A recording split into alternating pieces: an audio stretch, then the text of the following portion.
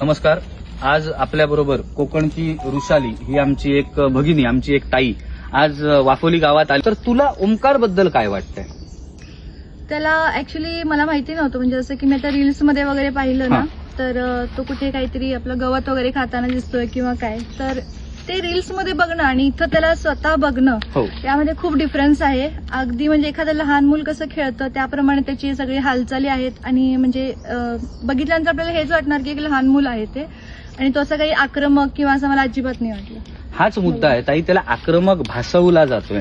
आता तू त्याच्यापासून एक 10-12 फुटावर होतीस, जो शूट करत होतीस त्यावेळेला, तर तुला तो तसा जाणवला नाही असं तू म्हटलंयस आक्रमक, पण तो शांत आहे हे तर नक्कीच आहे. तो आजारी तुला वाटला का? कारण फॉरेस्ट डिपार्टमेंट त्याला आजारी असं त्यांनी पाण्यामध्ये खेळतोय आणि एका फांदीसोबत खेळतोय तो, तर एखादा आजारी प्राणी असं पाण्यात उतरून खेळणं शक्य नाहीये, म्हणजे असं जर आजारी असतात तर. आपल्या कोकणातल्या जैवविविधतेबाबत किंवा ओमकार बाबत, आज ओमकार हा एकच आपल्या समोर आलेला विषय आहे.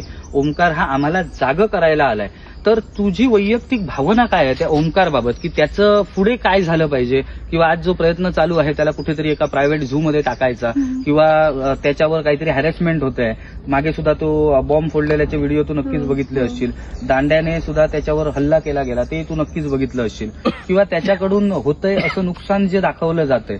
तर तुला वैयक्तिक ओमकार बद्दल भावना काय वाटते? तू सुद्धा एक कोकणातलीच आहेस, नक्कीच तुझ्या मागे सुद्धा काहीतरी शेतीचा इतिहास असेल, म्हणजे शेतकरी कुटुंबातली, किंवा एक तुझ्या कोणतरी पूर्वज तरी नक्कीच शेतकरी असतील. असं म्हणजे माझी तुझी ओळख नसल्यामुळे मी हे असं म्हणतोय. जरी नसलं तरी प्राण्यांबद्दलची नक्कीच हे आपुलकी किंवा भावना आहे माझ्या मनामध्ये.